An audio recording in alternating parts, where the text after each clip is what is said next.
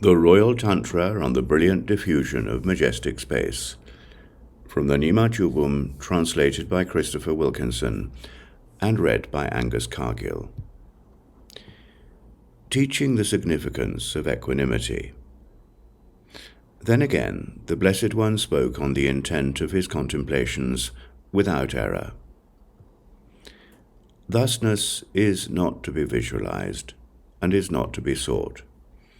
When we do not change from this into anything else, we will not be stained by the problems of clinging attachments.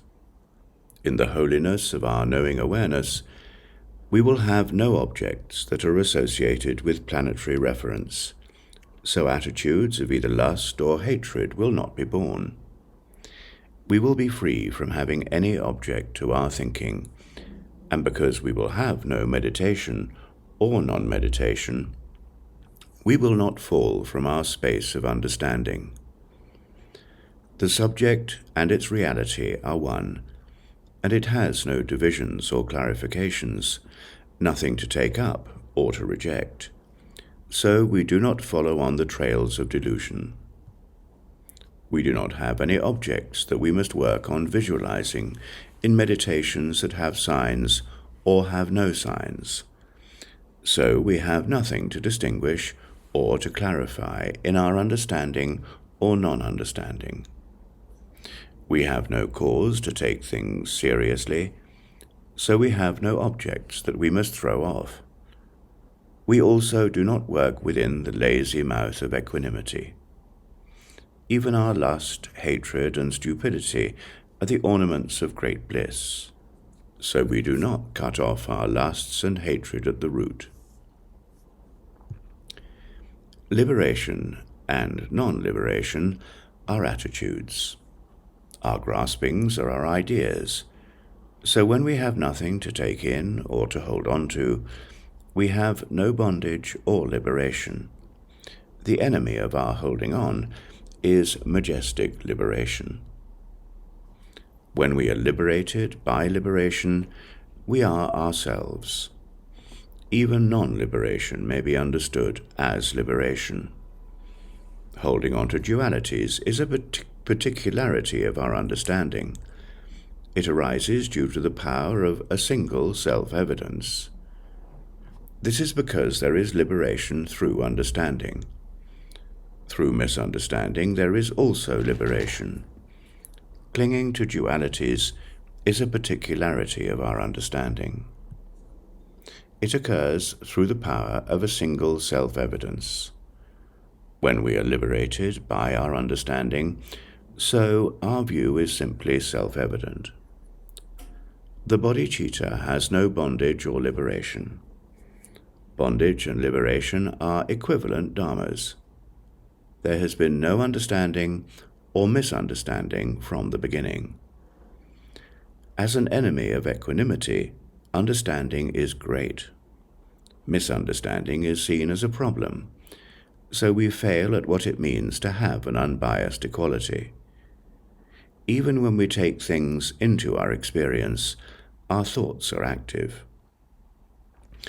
When we settle down without taking them in, we have an intellect that understands.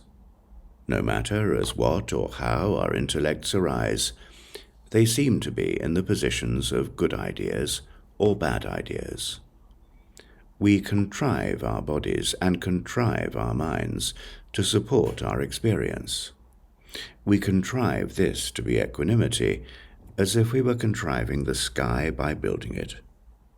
As our enemy is our own clinging to duality, it is great. Even with the views and meditations of the 8 stages, we work at striving and searching, and then we desire Buddhahood. In the equanimity of the contemplations of the Buddha, to conceive of the inconceivable is to take it as our enemy, and so we fall into the extreme of equanimity. This is why we enact the karma of killing our enemies. All the dharmas that are subsumed into either problems or virtues are gathered into the totality of a majestic equality. In the space of self-awareness, we cut through to the core. Until we recognize the meaning of the unborn, we have no attachments or hatreds toward our enemies and companions. In the bodhicitta, we are all one. Our enemies and our children are equal. Wherever we may seek them, gold and rocks are equal, so we do not move from what it means to be equal. Because we do not move from what it means to be equal, there is no good or evil in this, so everyone is a Buddha, and there is no one who is not a Buddha. However we look at it, we are one in having no birth or ending. We appear to be different, but we are unborn, and there are no clear distinctions in the space of the unborn. Everything is a single majestic space. It manifests as the real basis for each and everything. Without rejecting any kind of grasping at a position, we arise in a totality that has no position. This is pristine, so it is evident to everyone. It has no borders or limits, so it is the dominion of the Dharma. The vastness of self-originating wisdom is not limited. Beyond a single self-nature that has no limits, the vastness of the bodhicitta is not limited. We are not attached to the position of non-existence, so we make emptiness into a view. We are naturally without any passing or changing, so a clinger to emptiness is a word for a fool. Those who cling to entities have perverted desires. There is neither anything to be seen, nor anyone who sees it. In the space of non-dual equality, we are liberated. If we make up a view out of equanimity, we will reject non-equanimity, which is a reverted idea.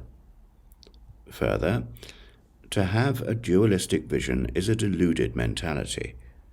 We do not hinder anything at all. We have no position. We are liberated from the extremes of equality and inequality. It is through the taking in and holding on of our delusional non-awareness that we practice the extremes of clinging to positions, but we will not find any. So once we cut through the grime, we will be beyond all the fields of practice that involve searches, for they will not be visible as objects for our thoughts. So he spoke. From the Royal Tantra on the Brilliant Diffusion of Majestic Space, this is Chapter 14, Teaching the Significance of Equanimity. The non-conceptual is not to be meditated on.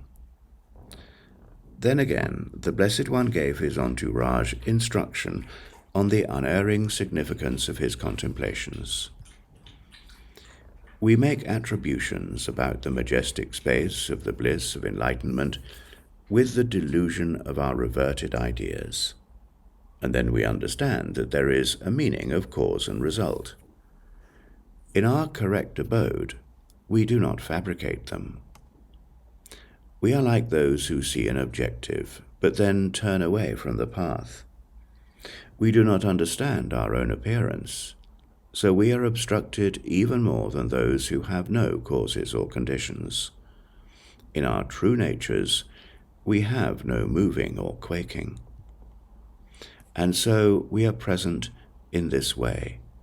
But no matter how we are present, there is not even an atom of our own minds that appears as something else.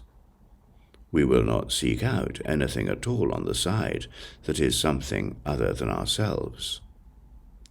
The intellect of emptiness and the signs of demarcation are eternally indivisible through time, so there is no place to put emptiness that is on the side.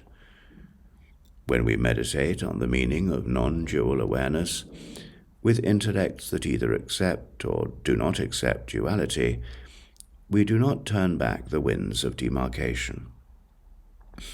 If we are to set them down into their natural basis, then what are the Buddhas proving? When we have nothing whatever to visualize, what would sentient beings use to take things up or to reject them? When we have no attachment to the taste of our samadhi, we will not be born from out of an abode of lust or hatred, so our true nature will come forth from our understanding. Buddhas and sentient beings are not a duality, so we do not divide samsara and nirvana, or good and evil. These things come forth from their own state or force.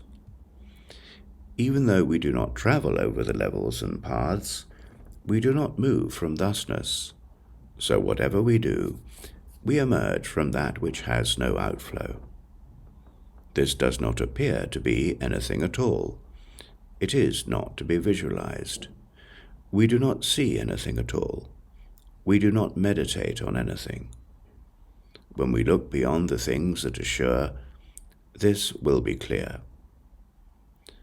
The philosophical conclusions of the Buddha have an intent that is without birth or ending. The majestic path of all the victorious ones is that the Buddhas absolutely do not have any contemplations other than this. Everything comes out from this contemplation. It clarifies even the nations and abodes of the noble ones.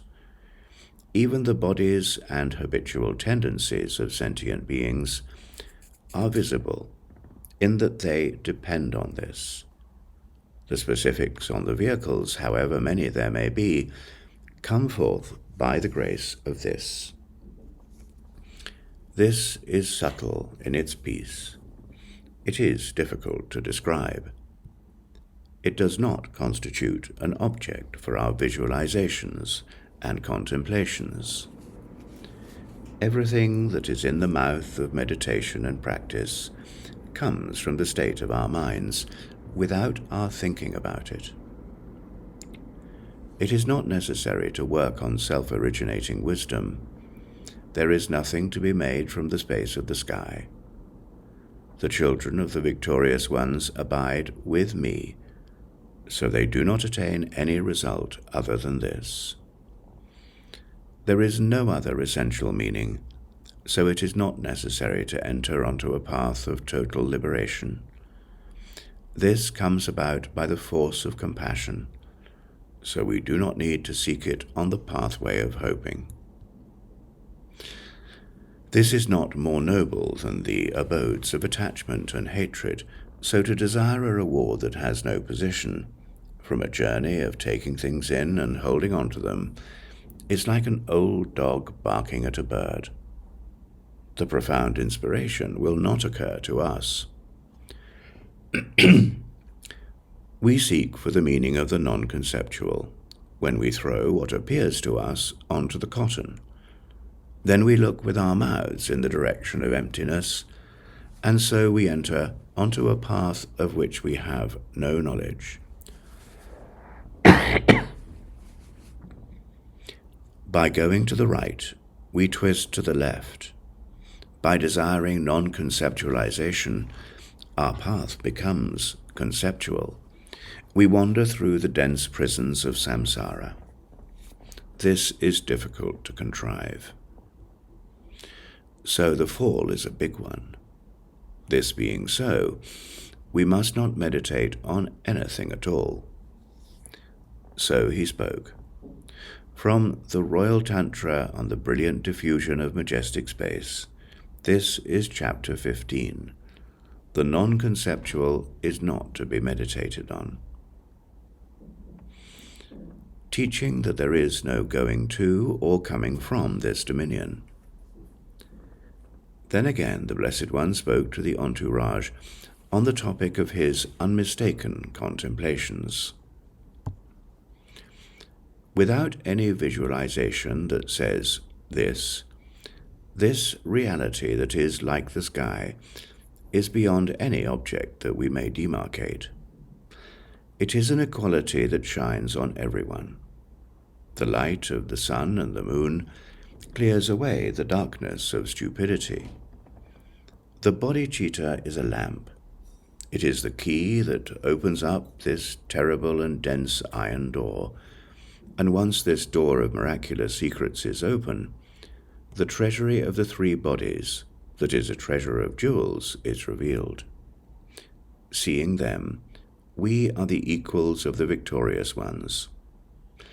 This majestic space that brings forth total liberation is the supreme inspiration. It is profound. The vehicles of the inferior do not see this. The supreme vehicle is an extremely expansive Dharma. It is profound and is not to be taken hold of. By grabbing it, we do not hold it. It is like a water moon. This total equality that brings forth all things is the space of the sky. The great perfection is beyond deeds. It is an expansive Dharma. Through the state of this heart essence, we are freed from deeds and searches.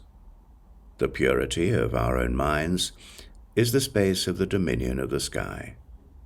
Those who see its characteristics are the children of the victorious ones. Everything is a space for the All-Good One. Whatever appears, it is the sky of the All-Good One. In the center of the space of the pure dominion of the sky, there is a place to go for both samsara and nirvana. We are perfect. We are perfect. In this we are perfect. We are gathered.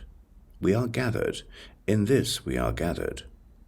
The outer and inner samsara and nirvana are gathered into this. A victorious one might search for a Dharma that is more profound than this one, but he will not find it. Sentient beings are not aware of this. When they have joined with the mind of ignorance, they will be liberated. The majestic path for living beings is a space that was left behind by the rishis. The expanse of the sky space is all good. When everyone understands that this is so, they will, from the beginning, have attained the supreme path that we do not take up. When we investigate well, the mind of itself is the source of origination for the awareness of equanimity. All the victorious ones of the three times, none excepted, do not leave for anywhere. This is it. They do not abide anywhere. This is it. They do not arise from anywhere. This is it. Our base is placed into our dominion. There is not even an atom of Buddhahood other than this. The pure realm of nirvana is the prison of the sentient beings of the three realms. The majestic space that brings us together in non-duality is a source of motion that is equal for us all. There is nothing that exists beside this for us to reject. There is nothing to look for that is not this. This majestic space is not to be thrown off or to be separated from. It is a palace that we do not enter or leave. It is the reality of the bodhicitta. It abides in each and every thing. It abides continually without moving. It abides continually within a natural purity.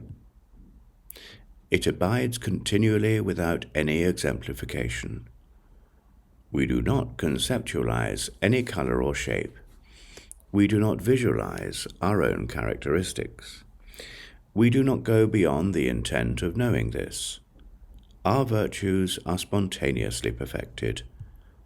So, with the exception of our own minds, there do not exist from the beginning any other dharmas on the side. This has no outside or inside. It is not divided into two. The external and the internal are naturally one as our all-good mother. We do not see any hither side or thither side, so we abide in equality within the space of the two extremes. Beyond this single equanimity, there are not two. In our indivisibility, we are one. In the body of the victorious one, it is unnecessary to meditate on any object other than the body of the victorious one. It is unnecessary to keep to any remote place that is isolated, other than our own senses and those of others. Our objects and our minds are one in space, so there is no exhaustion to be seen in the external. All of the dharmas of the path and of the result are from the beginning not to be exemplified. So it is not necessary to travel to the level of total liberation. The heart essence of the teachings is ourselves. So while the 8 divisions of gods and demons are most powerful, they do not cross over the heart of the Buddha. There is no one who contrives this. There is no one who transcends this. What will we meditate on? Based on whose inspiration? Without meditating, our demarcations are liberated into their own place. Through the karmas of doing and not doing things, there will not be the least bit for us to hold on to.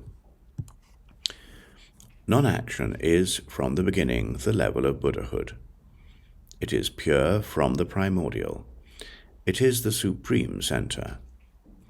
We do not use any difficult practices or austerities. We abide happily in the space of enlightenment. One who does not need anything at all is pure from the beginning and has no problems. He goes to the level of the noble ones without any traveling.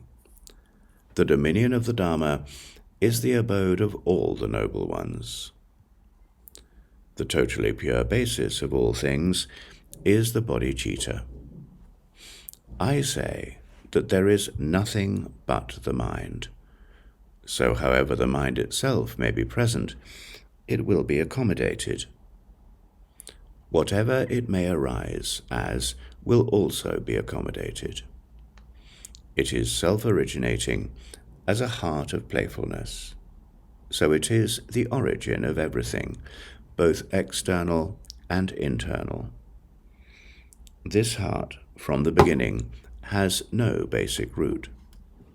Anything at all may emerge from nothing at all. Those who are fortunate will understand. Those who have no fortune are not going to understand. So he spoke. From the Royal Tantra on the Brilliant Diffusion of Majestic Space, this is Chapter 16, teaching that there is no going to or coming from this dominion. The self-liberation of the vehicles. Then again the Blessed One spoke on the meaning of his unmistaken contemplations. When we are beyond all positions and preferences, we do not visualize any extremes or middles. We have no exaggerations or depreciations, so we absolutely do not have anything to accept or to reject. This is beyond all causes and results. So from the beginning we are not born into conditions.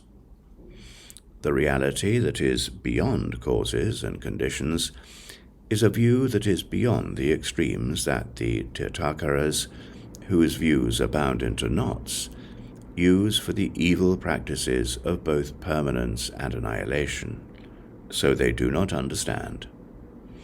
Yearning for duality is the demon of holding on to a position. The view of the Ati Yoga does not limit the vastness of reality. Both of them are self-evident and self-liberating, so we do not reject the Tirthankars. They are ornaments for the great perfection. The views of the auditors are bound into knots. They view a single instant and that there is no connection between objects and the mind. They believe that a reality in which existence and non-existence are equal does not exist. This is the demon of clinging to a position. In the reality of the Ati Yoga, both of them are self-evident and self-liberating, so we do not reject the auditors. They are an ornament for the great perfection. The views of the private victors are bound into knots. They direct their consciousness onto a single, empty object and work on applications and reversals for the 12 dependent connections. They believe that a reality in which origins and applications are equal does exist. This is the demon of a position and a preference.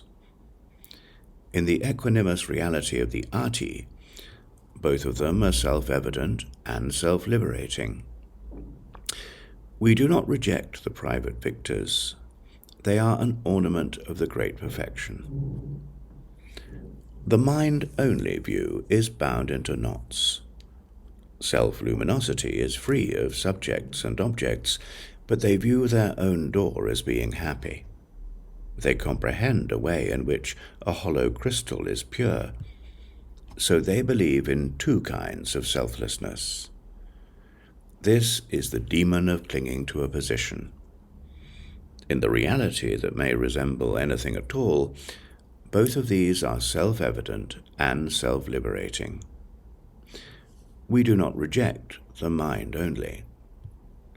They are an ornament for the great perfection. The view of the middle way is bound into knots. Awareness has complications in the relative reality, but in the ultimate, we encounter a state that is uncomplicated. Their view is a belief in the intent of there being two truths. For a reality that is non-dual and equal, they view there to be a duality.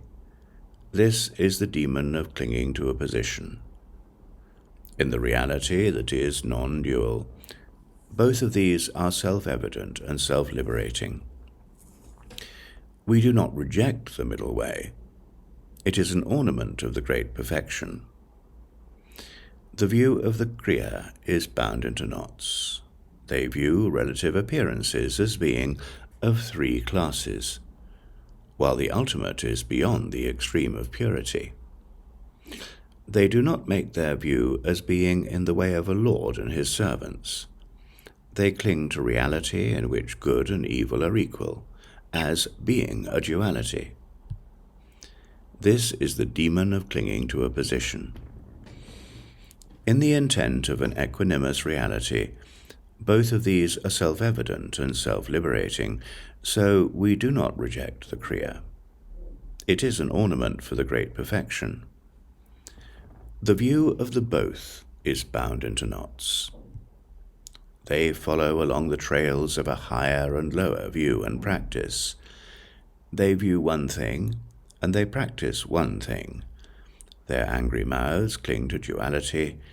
This is the demon of clinging to a position. In the way of both, we do have views. In the reality in which the high and the low are equal, both of them are self-evident and self-liberating, so we do not reject the Upa. It is an ornament of the great perfection. The view of yoga is bound into knots. The appearance of the ultimate has no true nature. The relative is a deity with the blessings of purity.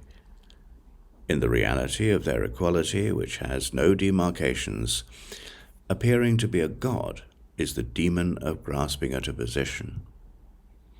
In the reality that may resemble anything, both of them are self-evident and self-liberating, so we do not reject yoga. It is an ornament of the great perfection. The view of the Maha is bound into knots. After we enter the door of methods and wisdom, truth is indivisible, and we are beyond any fields of practice. For this intent, which is the equality of realities, we are beyond any fields of practice. This is the demon of clinging to a position.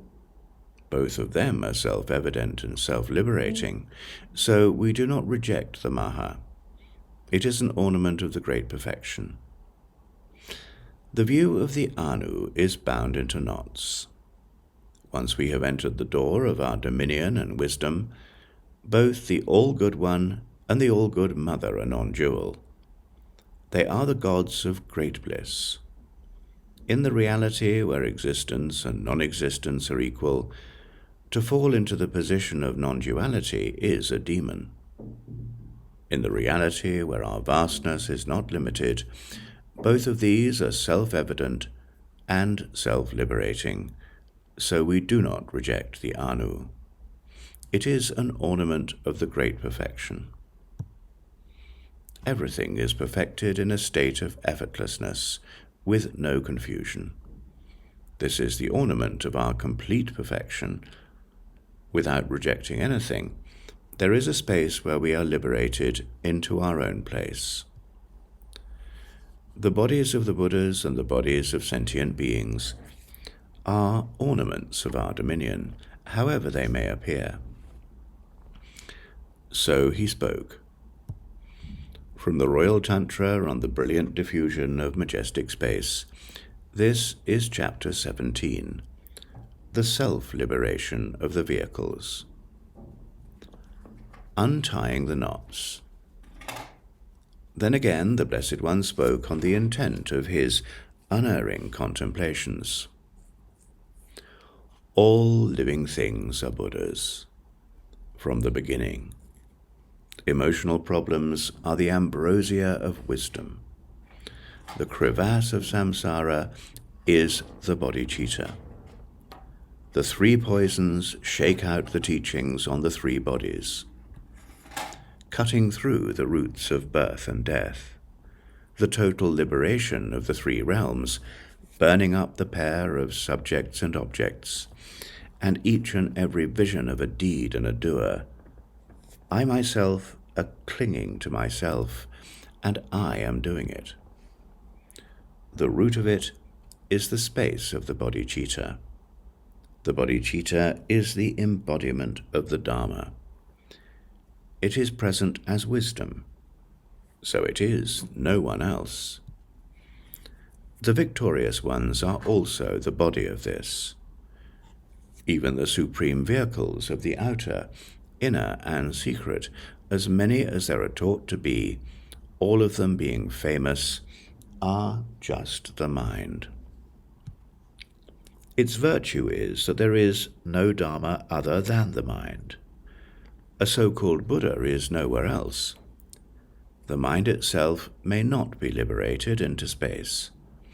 We may not understand that it is within the state of reality. And we may have attitudes that cling to duality. We throw our knots into the space of the sky, for they are the knots of a mind that clings to a position. There is nothing to criticize, but a critic emerges. We do not see this by looking. It is not to be contemplated. The arty view has no position or preference. Even if we look at it, it is not stained by having any problems. When we do not look, these demarcations are liberated into their own place. The view of non-dual self-liberation is a view of both existence and non-existence, so it unties the knots there are in clinging to a position. The meditation of the arti has no perceptual reference. Even if we meditate, we are not stained by any problems. A self-originating playfulness dawns on us. The demarcations of non-meditation are liberated into their own place. Through a self-originating, non-dualistic meditation, we untie the knots of clinging to positions, of there being or not being anything to meditate on. Our practice has nothing to be taken up or to be abandoned. So even if we practice, we are not stained by problems. This is the way that self-originating wisdom arises. The demarcations of non-practice are liberated into their own place. Through the practice of non-dual self-liberation, we untie the knots of intentional searching. The result of the ati has nothing to reject or to achieve. We may work on it, but we are not stained by any problems. Self-originating virtues arise within us. The demarcations of not working toward anything are liberated into their own place. Through the result of non-dual self-liberation, we untie the knots of our hopes and fears. As for the samaya that have no borders to protect, we may protect them, but we are not stained by any problems. Self-originating playfulness is our adornment. The demarcations of non-protection are liberated into their own place. The samaya of non-dual self-liberation untie the knots of the separation of faults and virtues. As for the good works that have no deeds or searches, we may do searches and practices, and there is not any problem. They are the playfulness of our self-originating wisdom. The demarcations of non-action are liberated into their own place. By the good works of non-dual self-liberation, we untie the knots of clinging to positions. The levels and paths are not to be studied or to be travelled over, but if we study them or travel over them, there are no problems. Self-originating playfulness manifests as levels and paths. Non-study and non-travel are liberated into their own places.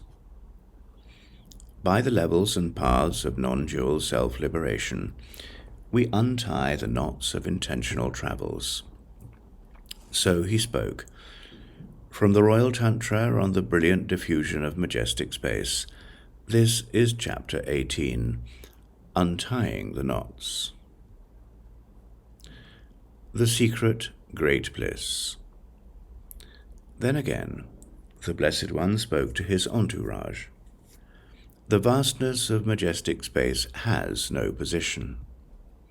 It unties the knots of the existence in which we cling to positions. It cleanses away the knots of the two kinds of bondage and the darkness of the two kinds of obscurations. The precious lamp that clears away the darkness shines in the Buddha fields of the 6 kinds of living beings. Every position, border, high, low, superior, and inferior, is equally present in the vastness of a single circle. It is obvious that the Buddha is not above us. It is obvious that samsara is not below us. Samsara and nirvana, causes and results, are ourselves. The sorrows of the 6 classes of living beings may be liberated in this, but in the bodhicitta there is no self or other. In the meaning of equality, there is no superior or inferior. The absence of a high or low is the sky of equality. Awareness is the pervasive space of reality. It encompasses all things, so it is the majestic pervader. It has no duality, so it does not pass away or change. It is unchanging and stable, so it is the Vajra self. Our true nature has been present from the beginning. This is the fortress of the Vajra sky. With the weapon of objectless awareness, we are from the beginning liberated in this way, because the things that we desire may appear to us as anything. This is the precious jewel of wonder. From the beginning, we have dwelt within its essence. In this there is no birth or death, and there is no passing away or changing, so this is called our reward. When we understand that we are our own rewards, where will there be any grounds for deviation or crevasses? Even if there are any, we cut them off with our force. So what would it be that is called a crevasse? A crevasse is itself the bodhicitta. Those who have not untied the knots in their minds may seek for a noble path that is off to the side, but they are like prisoners who have gotten out of a pit. They hope to be free, but they are not free. When we desire, the thing we desire is a limitation. When we desire existence, we are fettered by the extreme of permanence. When we desire non-existence, we have an attitude of annihilation. Yogins are bound in the knots of these two, permanence and annihilation. These are the bonds of their actions. How will we untie their knots? When we use the paths of the lowly or any other paths to untie them, they are not liberated, for they are enmeshed by the ropes of their yearnings. The secret to the untying of the knots is like this. We do not look at the extremes as being problems. We do not differentiate being bound and being liberated. Without rejecting the two extremes, we are self-liberated. We also do not dwell on any mere non-duality, and although we may look at both of them, they appear by themselves. The depression of the four extremes is the space of the sky. Bondage and liberation are non-dual. We are happy in our own places. One is happy, two are happy. Everyone is also happy. All the sentient beings in the three realms are also happy. The Buddhas of the three times are also happy. They are happy to be in the space of the self-evident embodiment of the Dharma. The embodiment of the Dharma does not pass away or change. It dwells within all the Dharmas of samsara and nirvana, and we are happy in every way. There is no fixed certainty in this, so we do not hinder any deeds or practices of any kind. We practice whatever happiness there is in this space. We do not hinder any fields of practice at all. So we do not have any anxiety about anything at all. We have no reservations about anything at all, so who is it that is ensnaring whom? Bondage and liberation themselves are also the bodhicitta. A person who understands that things are so will practice without any limitations on their field of practice and on who is practicing what. This is a reality that has no I or self. It is inherently present without contrivance and without adulteration. In a reality that is certain to be there, there arises an intent that is certain to be without mistake. As our intellects abide happily within space, the embodiment of the Dharma, which has no birth or ending, is unborn, and therefore it does not end. It does not rise, and therefore it does not fall. It is not created, and therefore it is not destroyed. It is not visible as some real entity. It is beyond positions. It does not appear, and therefore it does not move. It is present from the beginning without any coming or going. It encompasses all things and has no obscurations. So the embodiment of wisdom that is like the sky is beyond the names for existence and non-existence. The embodiment of the Dharma is not to be exemplified. It has no form that may be measured or estimated, great or small. The embodiment of the Dharma has no real base. It is beyond the objects that we demarcate. Therefore, the embodiment of the Dharma has no conventionalities. An object and one who has the object are not established, so the embodiment of the Dharma has no view. It is beyond the two kinds of real yearnings, so the embodiment of the Dharma is not to be apprehended. It has no analogy. It is beyond analogies. It has no measure. It jumps over measurements. It is beyond the extremes of our exaggerations and depreciations. Without limits, without space, and without positions, we are happy. So he spoke. From the Royal Tantra on the Brilliant Diffusion of Majestic Space, this is Chapter 19, The Secret, Great Bliss. Teaching that the awareness is a golden vase.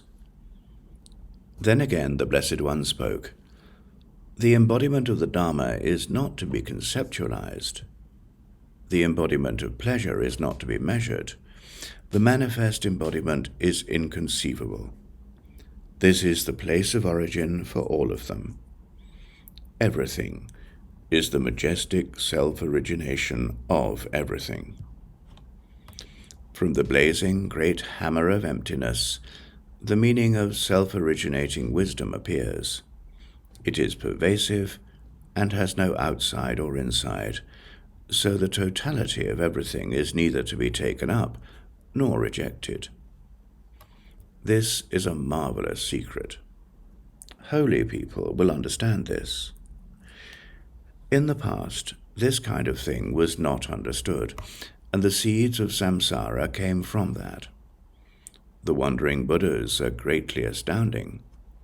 The Buddhas of the past also saw the purpose that we do not reject or accept, and that the enlightenment of our emotional problems is not to be taken up or to be rejected.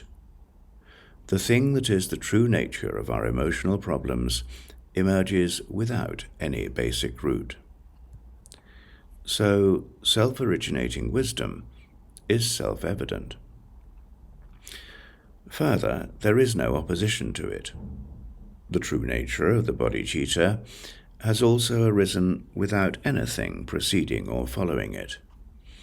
Self-originating of wisdom is self-arising. It also does not fall. If we understand this with certainty, there is nothing but this. If we see this well, we will not need to contrive anything. If we cut through our doubts, we will have resolve. There is no other holiness of the mind than this. The true nature of the mind is spontaneously realized. Characteristics for our minds are not born. We dwell in what pleases us within the space of what is. Our root is our mind itself. It is a majestic space. We cannot determine it definitively to be one. The experience of contemplation is a majestic space.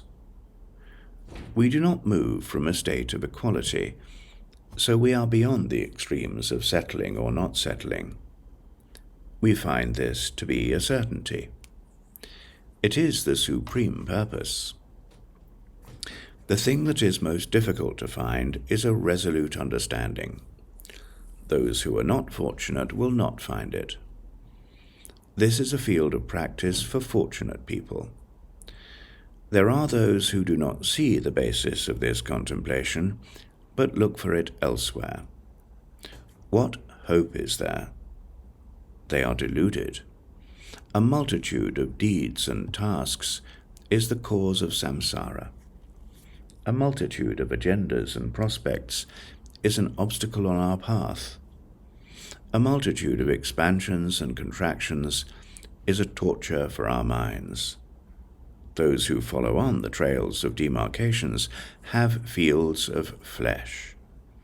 When this happens, they think about the meaning of this. This is also the door that lets them be born. This is also the door that lets them die. This is also the path that makes them die. This is also the ground where they let out a great sigh. From the beginning, we are the equal of the Buddhas. We are indeed great. This is a glory that subsumes all things. A heart of glory is a space that is beyond deeds. The sun of self-originating wisdom removes the cataracts of our ignorance, and we see. We see our individual teachers in this. We see our individual entourages in this. We see our individual teachings in this. It appears in all things, so it is a majestic and pervasive encompasser. We also see the levels of all the Buddhas. We make our own companions in virtue. We also make our own entourage of auditors. We also make our own karma of teaching. There is no sure teaching of the unsurpassed secret mantra other than this one. There is no exhaustive end to interpretable endings. Interpretable meanings are mouths of word leaves. The definitive is a vehicle of certainty. It cuts through doubt. After we have sought out a pathway that is difficult to travel over, we will see a meaning that is difficult to see. To make its meaning into something real, we will look for its cause, or we will not look for it. We will attain its result, or we will not attain it. We will conceptualize an object, or we will not conceptualize it. We will purify a vessel, or we will not purify it. We will be imparted empowerment, or it will not be imparted. We will be educated in the things there are to know, or we will not be educated. This majestic space does not depend on anything. Extreme yoga is the transmission of the great perfection. Some describe it to be primarily a blessing. The blessings of this are propounded unto everyone. The wonders of the ordinary are inconceivable. In particular, they are the majestic status of the Supreme Ones.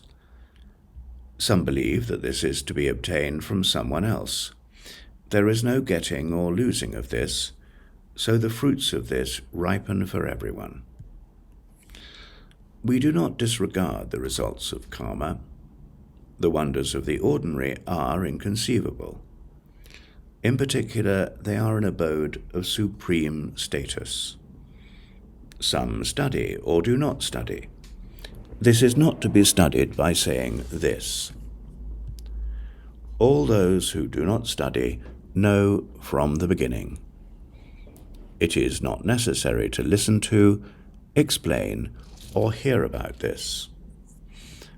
Our demarcations are self-liberating. This is especially noble. Some visualize or do not visualize. There is no visualization or materialization of this.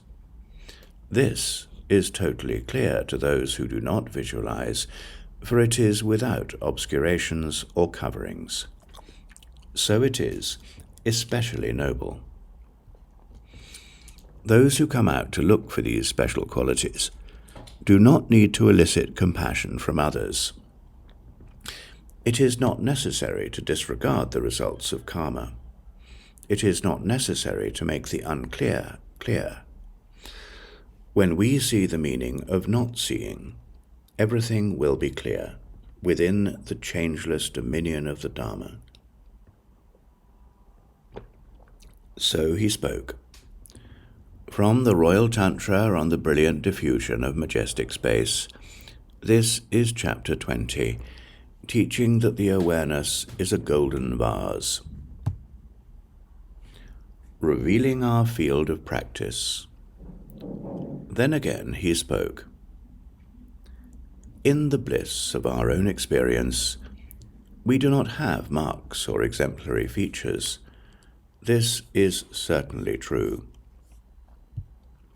But our own appearance is clearly an embodiment of pleasure. We are visible to the faces of the bodhisattvas. Our compassion encompasses everyone. It is certainly true that we have no subjects or objects, but our own appearance manifests as a manifest embodiment. We are visible to the faces of the sentient beings of the three realms. The embodiment of the Dharma has no characteristics. It has no family or class. This is certainly true, but it is pervasively present throughout samsara and nirvana. The embodiment of pleasure has marks and exemplary features. The manifest embodiment dwells among those who understand the Dharma. The embodiment of the Dharma has nothing to do. It neither has marks, nor does it not have them. It has neither knowers of the Dharma, nor non-knowers. It has neither closeness to, nor farness from anything. It is equanimously present, like the end of the sky. Everyone may investigate it, but they will not see it. The Buddhas do not see this, so all the world, including the gods, may inquire into this, but they will not see it. Even the bounteous, holy, pure lands arise by the grace of this thing that is not to be visualized. Even the numberless victorious ones are manifestations of this thing that is not to be visualized. This being so, all things occur within this dominion. The majestic space of effortlessness is the basis of everything. It has been left behind for everyone, for it is the most excellent life. We may elucidate this to anyone who understands it, for due to its special qualities, their understanding will open up. Samsara and nirvana will all be instantaneously clear. This pierces the hearts of all the victorious ones. It even rises upon the sun that makes things shine. The sentient beings of the three existences also rise up from out of the space of the sun of wisdom. Even the division of benefits and damages is the majestic power of the grace of self-originating wisdom. Even the pure land of Sukhavati is the grace of self-originating wisdom. Each of these has their own virtues, but their majestic power is the effulgence of self-originating wisdom. The worldly who dwell on their levels, and those of the levels who dwell on their paths, are there by the power of the knowledge of self-originating wisdom. Their statements on listening and explaining, and the totality of everything they enjoy, are deeds and practices of the dominion of the Dharma. The true nature of all things is effortless. Even the Dharma is a Dharma that has no tasks. In the way of the unborn, we are primordially Buddhas. We may practice, but it is a practice without deeds. It is the enjoyment of profound meanings. Everyone indeed enjoys this dominion. Everyone has come forth from the state of this dominion. They emerge from this dominion, and they abide in this dominion. This dominion dwells in this dominion. This is not to be visualized. Its abiding throughout all samsara and nirvana is not to be visualized. Even lust, hatred, stupidity, pride, jealousy, and all the rest the 5 poisons and the 5 families are present in this dominion without differentiation. In thusness we are one, and so there is the pleasure of a non-dual dominion. In the same way, the Buddhas and sentient beings, and the things that are generated by karma and by compassion, have no origins or applications in their classifications, so the mind itself has the power of this majestic space. Without the grace of this majestic space, the conventionalities that we designate, their existence or non-existence, and the existence or non-existence of the things we see, the clarity or non-clarity of the things we look at, whether we are stuck or are not stuck in the prison of samsara, whether we go or do not go to the level of the Buddha. Even the Buddhas of the 3 times have not taught these things to anyone else in the past. This being so, it is sure that the grace that is here, whether we are set or are not set on the level of enlightenment, whether we dwell or do not dwell on the meaning of the heart, whether we conceptualize or do not conceptualize the uniqueness that there is, whether we understand or do not understand the correct meaning, whether we engage in or do not engage in the correct meaning, whether we hear or do not hear the teachings of the definitive transmission, it is not the case that these are anywhere else. Everything is an ornament for the dominion of totality. This dominion has no basic root, so everything is in the state of being unborn. This dominion is not to be hindered, so all of these things are not to be hindered. Awareness that has no birth or ending is thusness. It is uncontrived. It is the unerring path. It is unadulterated. It is the dominion of the Dharma. It is inconceivable. It is the correct conclusion. It is emptiness. In this way, it is the profound. It is difficult to analyze. In this way, it is expansive. It is majestically vast. Those who abide in this way will have an uninterrupted stream of the highest view. They will abide where there is no birth or ending. So he spoke.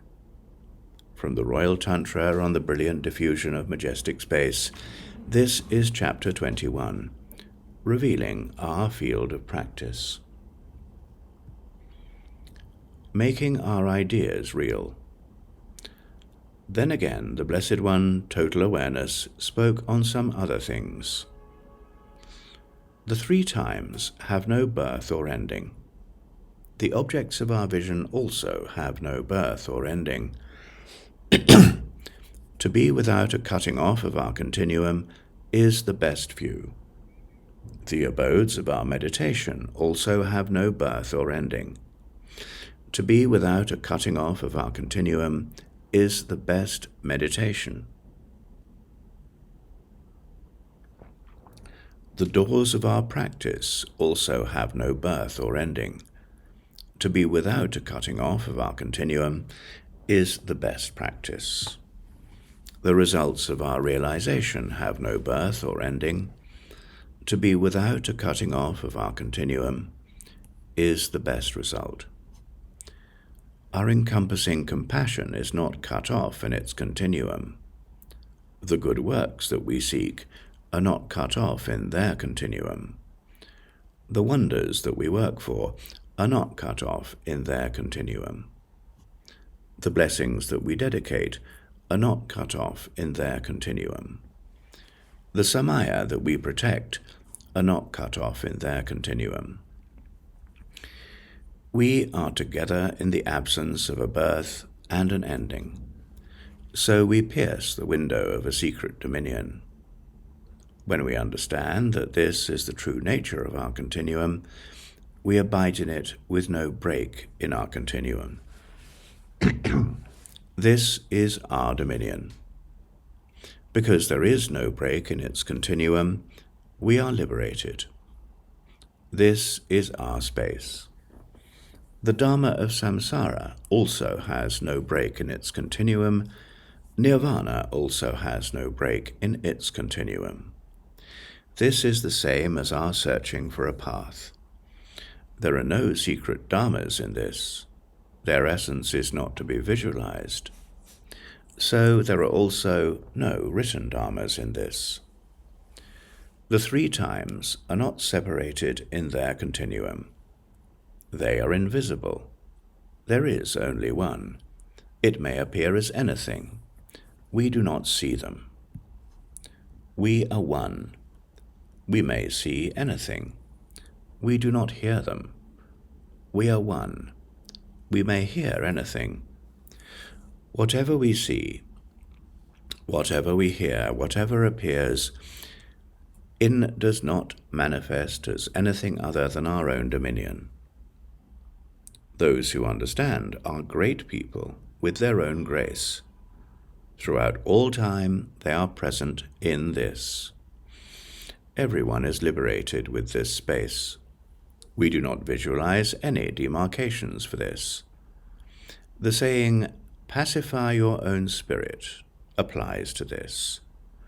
If we do not understand the pacification of our own true nature, we may pacify our own minds for 100,000 10 millions of eons, but they will not be cleansed. Our natural filth is not purified by washing it. Just so we may wash the sky, but it will not be cleansed. It is unnecessary to wash our natural filth. We do not conceptualize it to be an entity. So the saying, "not to be hindered or worked on," applies to this. If we do not understand natural blockages, we may stop something for many 10 millions of eons, but it will not be blocked. This is our own mind, so there is nothing to block. It is not necessary to block self-originating demarcations. We do not look at them as being problems. The saying, "without accepting or rejecting," is exactly this. If we do not understand their natural indivisibility, we may take things up or reject them for 110 millions of eons, but we will not succeed. They are our own minds, so we do not touch them. Self-originating wisdom has no limits, so it is not necessary to rely on antidotes for discord. This being so, in the space of just an instant, we understand the characteristics of this dominion, and we are, indubitably, on the level of Buddhahood. For this reason, totality is an unborn dominion. This is ascertained in enlightenment itself. The fortunate will ascertain this without a doubt. Those who use this to understand dwell in the heart of enlightenment. However everything may appear, it is all right. However we may understand everything, it is all right. However everything may be, it is all right. Moving, sleeping, eating, and walking, these are the four paths of practice. Whatever they appear to be, and whatever we may do, there is no clinging in our dominion. For this reason, the unoriginated and unborn is the king of utterances. The invisible river of the embodiment of the Dharma and the compassion of the visible embodiment of form appear with no interruptions in their continuum, so they are like the space of the sky, or like miracles. Being self-originating and self-pacifying, their continuum is unbroken. Their heart essence is the space of the bodhicitta. For fortunate people, this is, from the beginning, their golden vase. So we must not visualize that it is in any position. Whatever we see it as a holy thing. Seeing the one, we see all. We are not devoured by doubts, so we see the intentions of all the Buddhas. When we thoroughly understand these things, we will understand the purposes of all living things.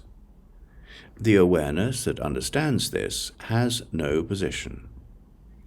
Unspeakable self-awareness arises in our experience, so self-originating wisdom does not rise or fall. It does not harbor the darkness of the extremes. It shines on everything without any exterior or interior. It does not harbor the darkness of the deeps, so it is not necessary to decimate ignorance with any remedies. It shines on everything, without having any mouth or bottom. There is no penetrating the doors of any outside or inside, so this is called the transmission of what actually appears. This is the majestic path of purity, so it is called the unmoving wind of understanding. This is beyond the limitations of visualizations. It is the true essence of the non-abiding embodiment of the Dharma. It is self-originating, without causes or conditions, so it is the majestic sky of self-originating wisdom. Everything is subsumed within this. So it is the circle ornament of unadulterated total perfection. It is beyond utterances, speech, and thought. So it is the bodhicitta that is beyond any measure. Its natural characteristic is to be one, but by the power of its virtues, it may appear to be anything. It is naturally without characteristics, but by the power of our prayer, anything at all may be realized. People who have no fortune may search in the direction of this for an eon, or for their lives as humans. This is certainly true, but they obscure themselves with their own energy. Then they see things revertedly. So they may dwell on this for however many hundreds of years, but they will not recognize it. They will search far away for what is near, so it is not likely that this will appear to the unfortunate. The fortunate have pure intellects. Without covering anything up, they pervade. Without any great or small, they see. Without any good or evil, they practice. Without any high or low, they penetrate. Without any wide or narrow, they contain. Without any cause or result, they accept. Without any male or female, they practice. Without any darkness or visibility, they see. Without any earlier or later, they go. Whether things are accomplished or not accomplished by karma, whether they accumulate or do not accumulate any maturation, whether there is or is not any birth, whether there is or is not any ending, all these things are instantaneously clear. Further, in our dominion, the power of awareness appears as our own miracles. Those that do not see this for themselves do not understand. These unfortunate people do not know this. Everything is self-evident in this true nature, but the reverted do not know this. It exists in everything, but what is close is also far. So he spoke. From the Royal Tantra on the brilliant diffusion of majestic space. This is chapter 22, Making Our Ideas Real. Unpolluted perfection. Then again the Blessed One spoke on his contemplations without error. Spontaneously realized reality has the reward of being an inexhaustible treasure. All samsara and nirvana come from it. Everyone who appears and is known to us practices it. This is an effortless state that we do not search for. Like the space of the sky, it is spaciously encompassing. Like the substance of gold, it shines forth in unity. It manifests in differences, but is perfected in its unity. Its root is unchanging. Its result is unity. All the dharmas that come from this are unchanging in my essence. There is nothing whatsoever that appears to be anything else. The uncomplicated encompasses all things. It is a majestic pervader that has no outside or inside. The Buddhas that dwell throughout the three times, and all the sentient beings of the three realms of samsara, in the essence of their Vajra hearts, are in the reality of being primordial Buddhas. All of us abide in this, so we are, from the beginning, liberated. The majestic liberation of everyone is the space of my view. Self-originating wisdom is not to be sought. So in the absence of any intentional striving, we have succeeded from the beginning at our great purpose, without a hassle. Those who do not reject any problems or virtues at all do not look to either accept things or to reject them. They are liberated into their own place, so they are settled into purity. In the absence of any settling or non-settling, we are liberated in the space of reality. We are inherently without divisions, clarifications, rejections, or acceptances. This is not to be sought and not to be worked on. We are surely liberated without any planetary reference. We are spontaneously realized without any positions or preferences. The fortunate who understand that things are so have no meditation or non-meditation.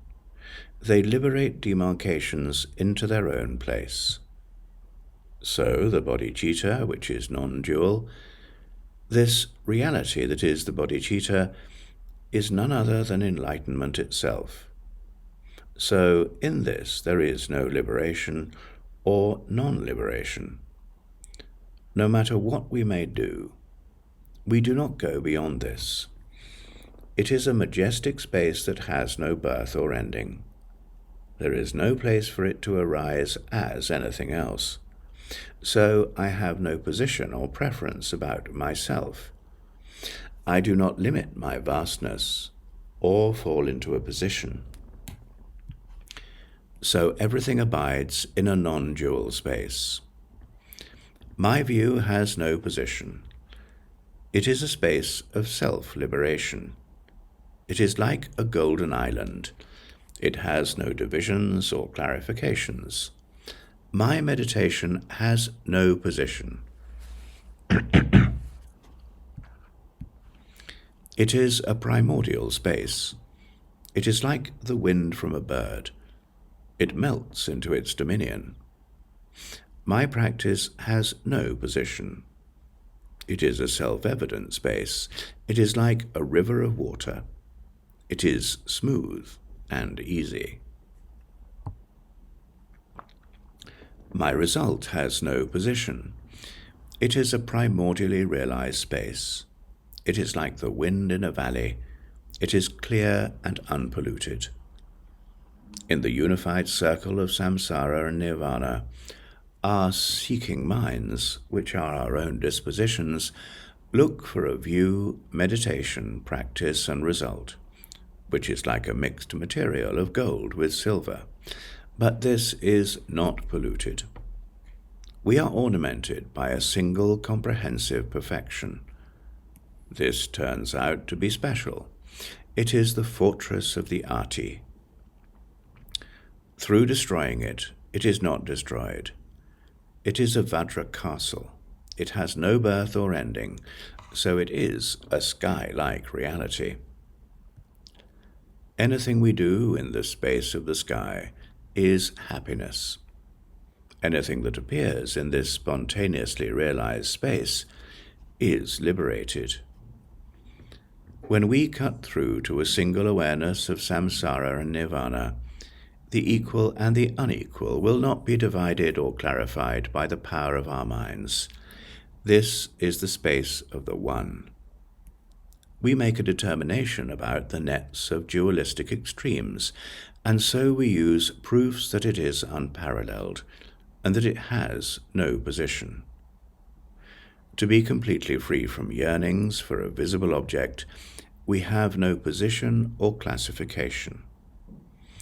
This is a primordially majestic pervation. Its meaning does not change. We have struck to the core. Positionless awareness uses an open mouth to cut through all the complications there are in clinging to extremes. We have nothing to negate or to prove, so we are equanimous from the beginning. The object and the mind are not divided into categories. Objectless awareness is self-evident. So after the depths of our yearnings for proofs have emerged, there will be no causes or results. Reality is majestic. Those who desire to seek a position for this will have no grounds for deviation in its being pure or impure, which would be an obstacle for the path of the 8 stages. Belief is a transmission for both ourselves and for others.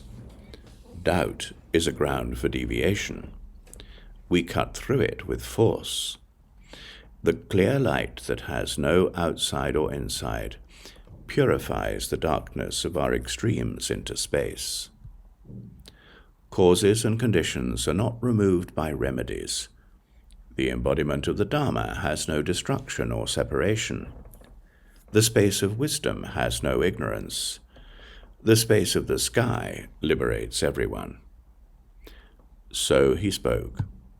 From the Royal Tantra on the brilliant diffusion of majestic space, this is chapter 23, Unpolluted Perfection. The meaning does not move. Then again the Blessed One spoke. He gave instruction on samsara and nirvana with these words. When there is no motion, we do not conceptualize. The idea of a true self does not appear within our intellects. If we want to engage in non-conceptualization, we are planting the seeds of conceptualization. We may see the meaning of non-conceptualization, but this is not non-conceptualization. It is an intellect that is making thoughts. Subtle movements are obstacles for samadhi. Regarding this root bodhicitta, to designate it as existent is the extreme of it being an entity. To designate it as non-existent is to have an empty intellect. We have a grasping of this empty intellect, so we are not always in the extreme of it being an entity. All entities are impermanent. This being so, the grim prospects there are in our demarcations are small. People who are fortunate do not work on engaging in the meaning of non-conceptualization. Their intellects do not dwell on the meaning of emptiness. They do not look for a place to put their experience. They do not dwell on objects for their yearnings and attachments. They are not tied down by the ropes of their memories. Stakes put down to hold onto things are not for them. Everyone is a Buddha, so they do not visualize an object or an abode for their compassion. The space of non-conceptualization is also the embodiment of the Dharma. We do not see it by looking for it. It is clear when we settle ourselves. Everyone and everything is clear, so we abide from the primordial where there is no rising or falling. This encompasses everything and everyone, so we have dwelt from the beginning in spontaneous realization. We do not conceptualize anything. So from the beginning we have gone beyond the dharmas of demarcations. Everything is the compassion of enlightenment. So the emptiness of the embodiment of the Dharma is nowhere else. It is due to the equality in all our fields of practice that our fields are totally pure. They've been like this from the beginning, so to whom would we ask why or what? There are no analogies to be used to make exemplifications, nor are there any words to be spoken. This is certainly true. But in our effort to make an approximate teaching to start out with, the bodhicitta that pervades all things without any extremes or middles is like the sky. Because it is beyond the two kinds of entities, the bodhicitta is beyond exaggerations and depreciations. It brings us everything we desire, and does not reject any of our methods. So the bodhicitta is like a precious jewel. It is totally illuminating without any outside or inside, so the bodhicitta is like a lamp. Without moving or quaking, it appears in everything. So the bodhicitta is like an ocean. It is beyond contrivance and adulteration. It is not to be transformed, so the bodhicitta is like molten gold. There are bounteous nouns used to exemplify it, but there is only one thing that they reveal. No matter what enumerations of names we may attribute to it, there is only one essence of meaning. For each analogy, there is a meaning, a symbol for exemplification. Names, nouns, and words of exclamation, grammar, conventionalities, and dharmas that are demarcated, are realities that have no real basis. What are we to conceptualize? What are we to practice? There are no objects that we must seek for. There is nothing to be said in words that exemplify through analogies. This itself and what is not this, as it is and other than this, the unerring and the deluded, the uncontrived and the contrived, what is not something else and what is itself, the one who has the thing and the thing itself, the dominion and the entity, and all the rest, all of these divisions of the differences between good and evil are by their own natures delusions of the intellect. In the bodhicitta there are no differences. This majestic space is the heart essence of emptiness. By merely understanding it, for an instant we go there, to the space of enlightenment. This does not depend on the dharmas that we demarcate. Space does not dwell within the dharma of emptiness. Anything at all may appear from out of nothing whatever. This is totally clear without even looking. When we analyze it, we do not find it. It may appear as anything. It is an essence that emerges from out of an absence of entities. It has no true nature, while it encompasses everything. It has no true basis, while it brings forth all things. It is not to be worked on, while it may realize anything at all. It does not rest in equanimity, while it is present within itself. It has no desire, yet it fulfills our every purpose. It fulfills all our wishes, yet it is not necessary to seek it. The Sun of Wisdom arises on itself. It is the basis for the generation of all the intents of the secret mantra. It is the field of training for all of our disciples. It is the true self of everyone, the space of enlightenment. It does what has not been done.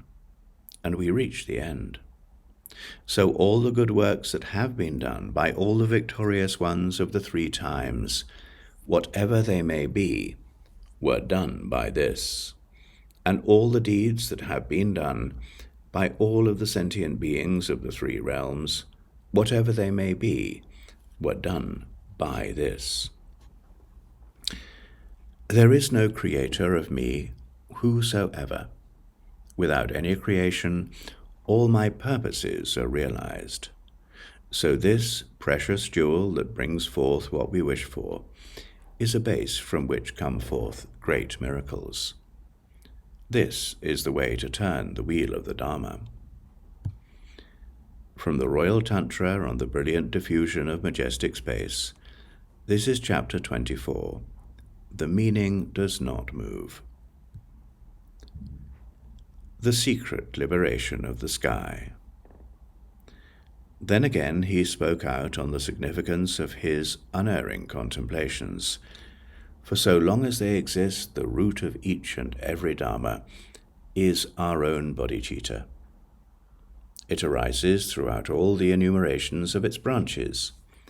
The mind itself is unborn from the beginning, so samsara and nirvana are unborn. They are perfected in a single instant. Our emotional problems, our happiness and sorrow, and all the rest are not to be rejected. This is what we ourselves are. There is nothing other than the bodhicitta. So the unborn is perfected as our own ornament. The jhana meditations of virtue, holidays, the dharmas that are visible to our faces, our fields of practice, and also the true nature of every substance, are the bodhicitta itself. They are the ornaments of our happiness. We have all the ornaments. We are completely perfected. The great perfection is an indivisible Dharma. For some it is there, for some it is not. We are all similar, so we are completely perfected. The differences that are enumerated by the lowly do not exist. From the reality of the unborn, there is the reality that has no cause or conditions. In the absence of causes and conditions, anything at all may arise. It is the same way as with an assortment of jewels. As things are for everyone seems to be a Buddha. We have no going or coming. We are the equal of the sky. We have no engagement or reversal. We are liberated in our dominion. Our causes and conditions are exhausted, so our emotional problems are cleared away. We have no bondage or liberation, so we are free from hindering or working towards anything. We have no beginning or end, so our continuum is not broken. Those who think that there are 3 times deviate from the purpose of their equanimity. In the reality where there are no 3 times, we make attributions, saying, they have no basic roots. The Dharma of the base has no reference and is free from any position. Making attributions about it is only a delusion. There is no base to work on, and nothing is sure. There is no being or non-being, but everything appears. There is no good or evil, but everyone is liberated. There is no high or low, but everything is clear. There are no differences, but we are liberated. When we seek out a visualization for a purpose that is correct, there is no, this is the cause and the condition. There is no abode for lust or hatred. This is the path of enlightenment. There is no birth, there is no ending. This is the ornament of our view. The ambrosia of wisdom overcomes samsara. It lands on top of it. It suddenly penetrates it. It emerges in force. It arises in space by itself and systematically overcomes the cities of the 6 classes of living beings. It has no birth or death, so it decimates illusions. It thoroughly liberates everyone in the 3 realms.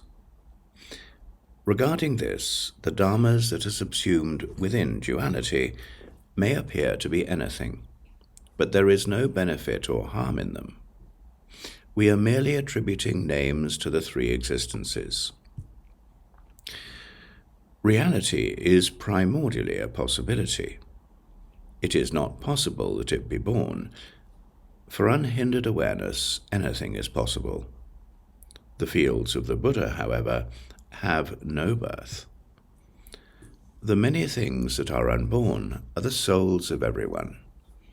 They have been present since the beginning, so everyone is unborn.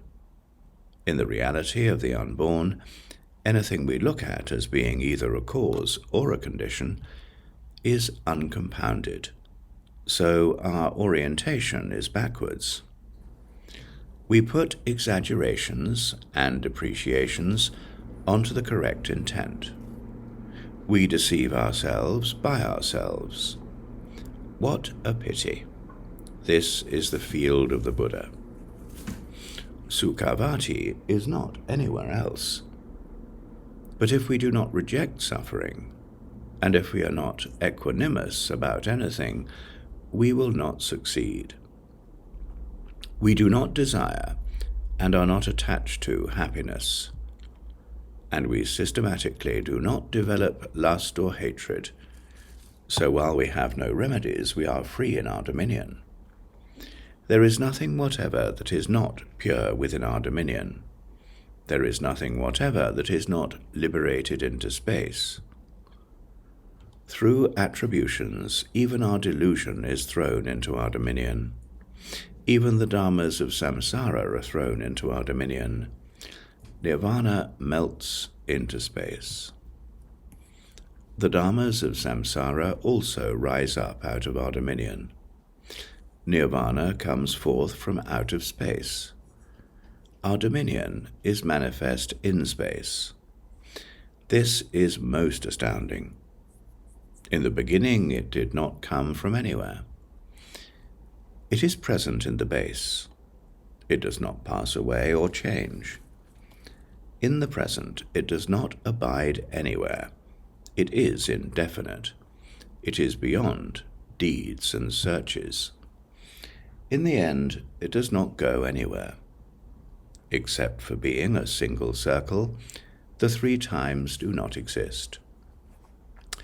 Because there are no 3 times, there is no birth or ending.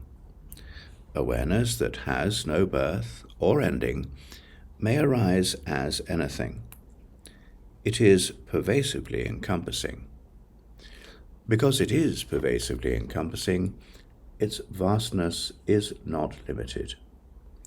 We do not fall into any position. So who is benefiting whom? Who is inflicting harm on whom? Who is creating causes and conditions? There is no previous or later, so there are no causes or results. Because there are no causes or results, there is no samsara or nirvana. Because there is no samsara or nirvana, there is no enlightenment. Anyone who desires a reward in this has turned their back on the correct meaning. A previous or later beginning or end is not born, so even our abode dwells in the unborn. Even our arising rises up in the unborn. Even our being is unborn. Even our liberation is liberated into the unborn. Those who exaggerate their birth into this do not know their own faces. What a pity! If there were a birth, All the sentient beings that are given names within the three realms, none excepted, would gather up their flesh and bones, but would still have space in their mouths. They would be liberated into the dominion of the unborn. So the majestic pathway for living beings is the dominion of the sky. We may practice anything within the state of the sky. We will rise up without hindrance. We are self-originating and self-pacifying. We have no birth or ending. We cut through to the one, so we have no applications or reversals. You may say, well then, from what causes and conditions do these kinds of appearances arise?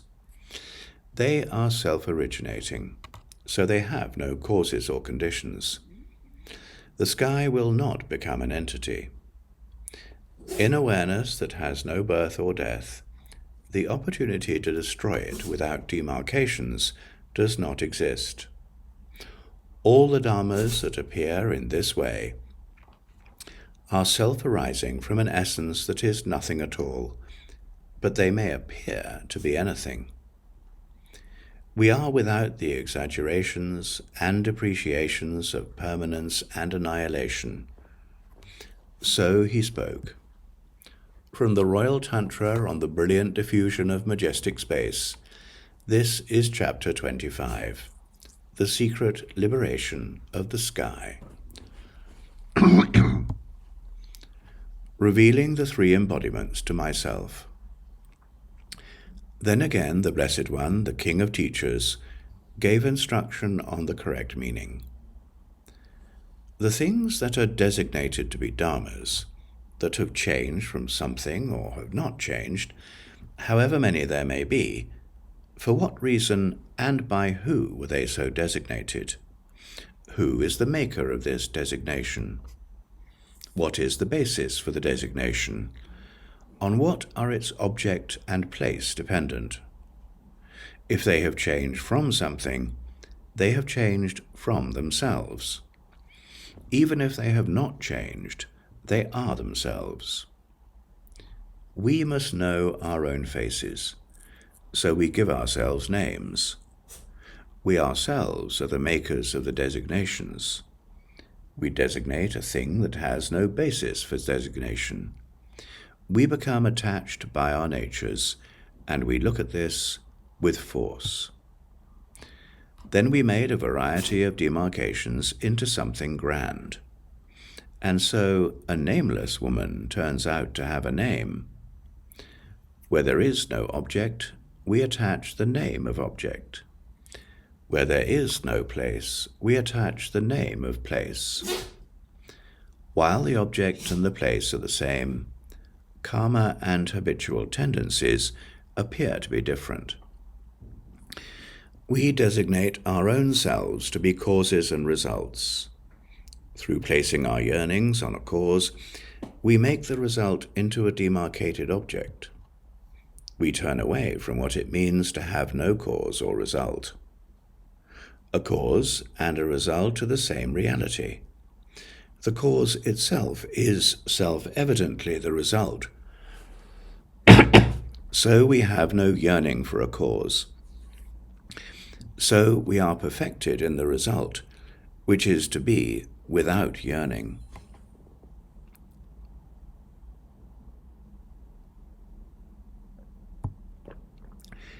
It is also unnecessary to depend on an object. This is beyond the objects we may search for in a place. Everything happens through a method. This is the direct result of reason.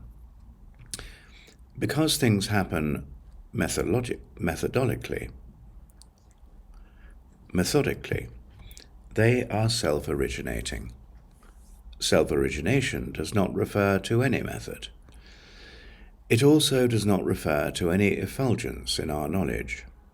It is naturally without contrivance or transformation.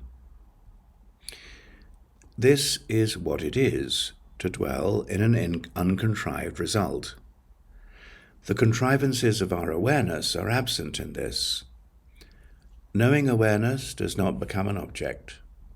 We are without ignorance and unknowing. So ignorance and the embodiment of the Dharma have different names, but have the same meaning. Sentient beings that emerge out of karma are designated to be ignorant.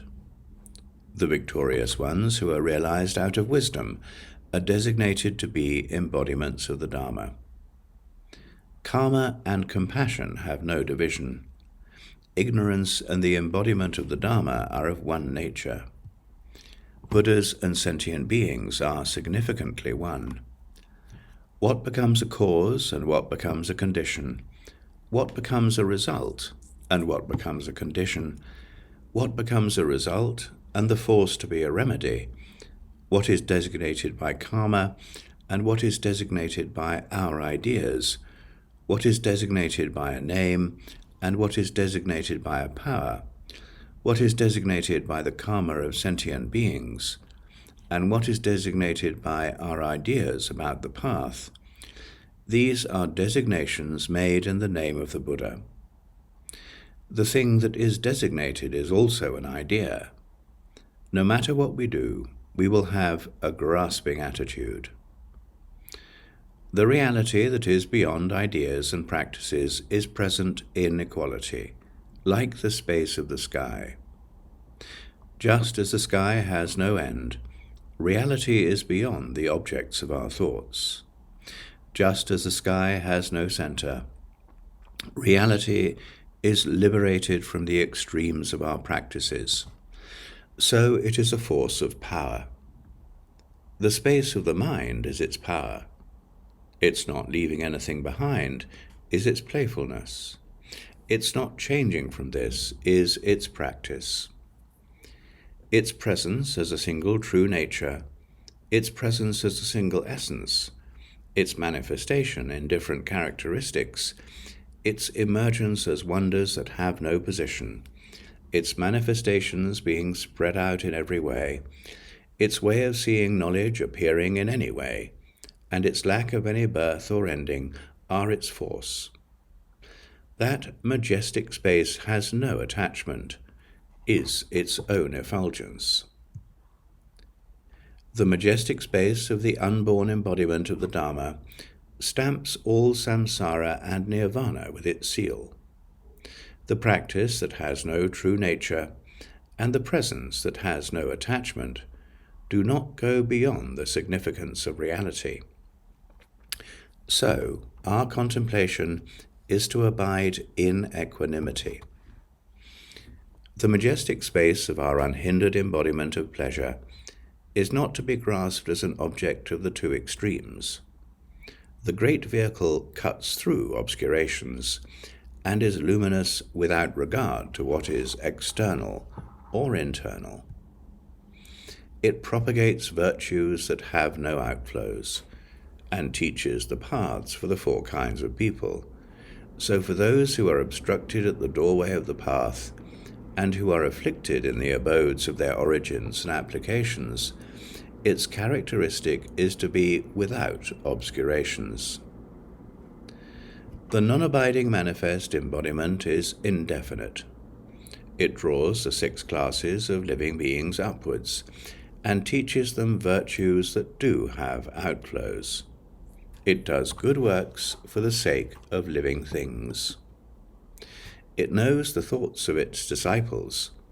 It unites them with its methods and its compassion. It is conscious of who has what, so it is particularly noble. It is majestic.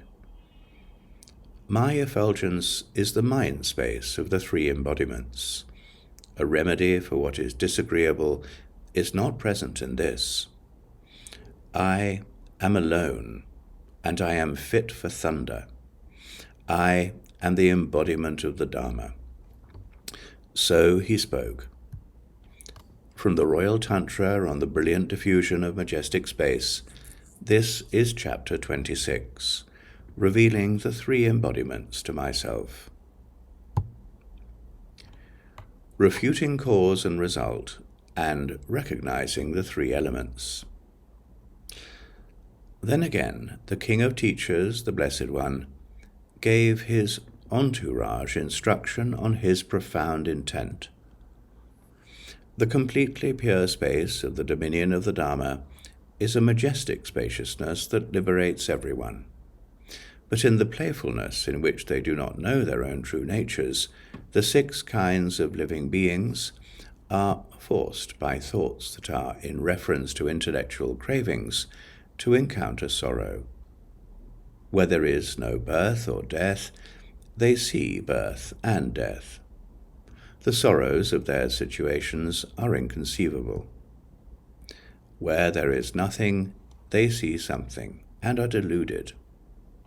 Through descent into the core of the 6 collections of consciousness, they are thrust onto the narrow ledges of sorrow. But when they stop up the doors to the 4 kinds of birth, they are liberated into the space where there are no births or endings. We have been liberated from the beginning, so our continuum is not broken. Those whose understandings expand on this greatly rely on non-conceptual meditation as a remedy. They are forced onto the narrow ledges of clinging to a position about the path. They earnestly seek an objective that does not exist. They lay praise and blame on the significance of cause and result. They are ensnared by the quests of their bodies, speech, and minds. To seek from someone else is a mistaken pathway.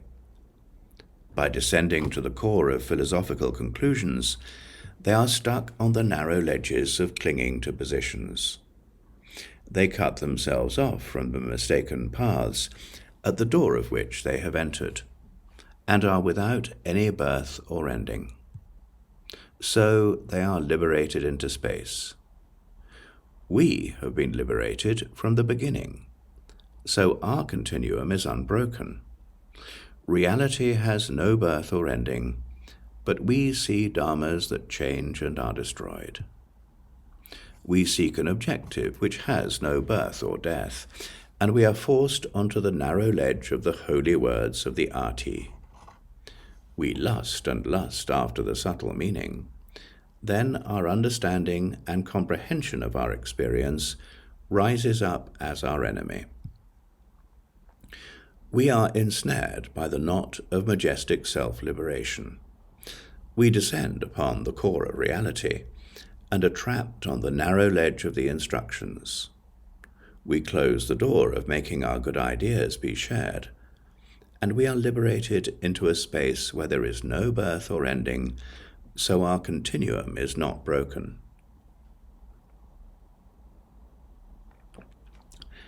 There is no breaking the continuum of the 3 embodiments, so our yearnings for extremes are liberated into their own place. Uncontrived self-liberation is the dominion of the Dharma. Even the innumerable Buddhas of the past truly became Buddhas in this inborn state. Even the innumerable Buddhas of the future primordially became Buddhas in this unhindered state. Even the innumerable Buddhas of the present are dwelling in this space that has no birth or ending. Their virtues are inconceivable. Positionless wisdom arises within us. Positionless manifestations spread out from us. We are self-originating from out of our dominion. This is most astonishing. Precious jewels and the things we want and need are like the space of the sky and miracles. They are self-originating and self-pacifying. They melt into space. There is nothing that is beyond being thrown into our dominion. The sentient beings that dwell in the 3 realms, and even the Buddhas that dwell in the 3 times, are not beyond being lost in this state. Without joining it or leaving it, we dwell within it. This has no augmentation or obscuration. So all the sentient beings who dwell in the 3 realms, in the measure of a mere instant, in just a single moment, are Buddhas. But there does not turn out to be more of them. There does not turn out to be fewer sentient beings. Their causes, conditions, and results are one. They remain without diminishing, suppression, augmentation, or obstruction. We attribute them to have causes, conditions, and results, but there is no basis for any dharmas that we would take up or put down. There is no basis for anything. There are no obstructions. Habitual tendencies are not present in our dominion. There is no basis on which we would put them, so to worship the victorious Sugata, or to kill the sentient beings in the three realms, are dharmas of virtue, evil, and the unpredictable.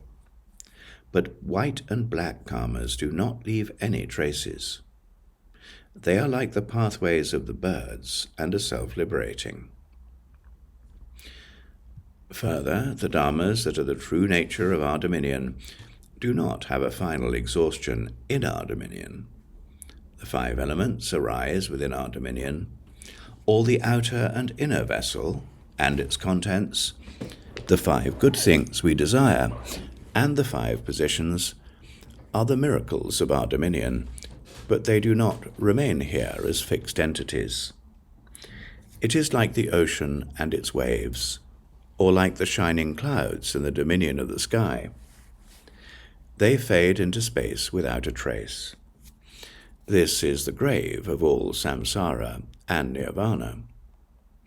It is the majestic path where we leave our sorrows behind. The bodhicitta is the basis of all things. This totally pure basis of all things is the dominion of the Dharma. It is like the sky, for it has no end. There are no grounds for deviation that exist. This is free from crevasses. We designate things as being grounds for deviation or as being crevasses, but in truth they do not exist. They are merely taught as topics of interpretable significance for the sake of the kriya. We may practice the karmas of virtue and non-virtue, but no result will emerge. We are finished with teaching about things that have causes and results. If we say that causes and results are true, does a cause create a result or not create it? If it creates it, the result will turn out to be a cause. There will be the problem that our understanding is backwards. If it does not create the result, then the result that appears from it will not be able to be born after it. So causes and results would be separated, and results would not be realized. There would be nothing to generate, and no one who generates it. So any truth in causes and result is simply not proven. This being so, cause and result are adventitious dharmas. The meaning of self-origination has no breaks in its continuum. There are no breaks in the continuum of the 3 embodiments, so it happens that there are no breaks in the continuum of their virtues. Emotional problems and wisdom are not to be divided into separate things. For those who do not understand, they are the 3 realms. For those who understand, they are the space of the 3 embodiments. They are there from the beginning, so it is not necessary to seek them. For those who do not understand, there are 3 poisons. For those who understand, they are the ambrosia of wisdom. They come from themselves, so we do not need to reject them. Self-liberation, without rejecting anything, is the embodiment of the Dharma. It has been here from the beginning, so we do not need to work on it. It is spontaneously realized without our working on it. It is the embodiment of the Dharma. So he spoke. From the Royal Tantra on the Brilliant Diffusion of Majestic Space, This is chapter 27, refuting cause and result, and recognizing the three embodiments. Teaching the way that we are gathered into this dominion. Then again, the Blessed One spoke once more. The many things that arise within reality, which may appear to be anything, are the ornaments of our dominion. The bounteous appearances within reality, which has no borders or limits, are our own ornaments. The enumerations that appear within reality, which is unspeakable, are a great wonder. The absence of any three times in reality, which has no birth or ending, is a great wonder. The accomplishment of all our purposes in reality, which is not to be visualized, is our own grace. The space of wisdom which has no final exhaustion is within reality which has no basic root. Within reality, which does not pass away or change, there is our own effulgence, which has no obstructions. What we see in reality, we see as being naked. It has no obstructions or coverings. It is most amazing. The reality of occurrences is primordial Buddhahood. It is not definite that it is anything. It is an effulgence of playfulness. The miracle itself is our own adornment. Great equanimity is the space of our dominion. The thing that brings together the hundreds of spacious doors to our samadhi is our own dominion. The majestic space that expands is our own grace. The agent of its arising is our own dominion. The agency of its purity is the space of our own minds. This space also brings down blessings like rain, through the miracle that is the sky. Our virtues are covered over like clouds, but their blessings appear to us from out of an absence of demarcations. They appear to us to be entities. They appear to be objects that do not exist. Our dominion and the apparent world are miraculous. But because they are indefinite, and they manifest in playfulness, emptiness is the sign that opens the door of secrets. The vehicles that seek the correct meaning of what appears to be agreeable or disagreeable are one, but it is divided into enumerations. Form, sound, odor, taste, tangibles, and all the rest, the five good things that we desire, are ornaments for the dominion of the unborn. They emerge from out of the base and are not to be hindered. When we cut through them, using the power of mindfulness, or are ignorant due to the darkness of unmindfulness, or accept things due to our understanding of them as objects, or make assumptions about them based on their being remedies, or have a seeking mind that would reject all that is disagreeable, or desire some understanding that is higher than our minds, these obscure our objective of total freedom. We may not possess any obscuration of our purpose, but due to conditions, we see things revertedly. The inherent nature of the sky has no obscurations, but adventitious miracles can obstruct the sky. Reality may not obscure us, but not knowing our own face is an obstruction and an obstacle. When we practice a cause, it is an obstacle for our cause. When we practice a condition, it is an obstacle for our condition. When we yearn for results, this becomes an obstacle to our results. To realities that have no causes or conditions, they may appear to be causes, they may appear to be conditions. When we do not yearn for them to appear as results, we will be free from all yearnings for apparent objects. The hom cavity of spacious emptiness is entirely free of words that may be spoken. The objects that appear are also totally pure. The force of our yearnings is also totally pure. The paths that we reject are also totally pure. The emotional problems that are the things we must abandon are also totally pure. The results that we see are totally pure. The conditions that we search for are also totally pure. The causes we generate are also totally pure. Majestic purity is the dominion of the Dharma. The purifier is the dominion of the Dharma. The expander is the dominion of the Dharma. The contractor is the dominion of the Dharma. The absence of expansion and contraction is the dominion of the Dharma. The body of the victorious one is methodically built from out of our dominion. It is made from forms that do not forget. We have neither distractions nor mindfulness, so majestic equanimity is the sky of our mother. It is the space of the all-good mother herself.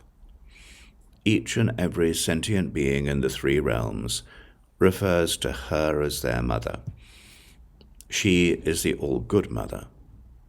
While she gives birth, she gives birth. While she nourishes, she nourishes. The one we refer to as our Father is the all-good one. While he gives birth, he gives birth. While he supports us, he supports us. In the space of the all-good, there is no base or support. In the unborn dominion, there is no birth or withering. There is no birth or ending. So this is beyond any nurturing or killing. Anything at all may appear from out of nothing. The mind itself is the ornament of majestic space. So he spoke. From the Royal Tantra on the brilliant diffusion of majestic space, this is chapter 28, teaching the way that we are gathered into this dominion.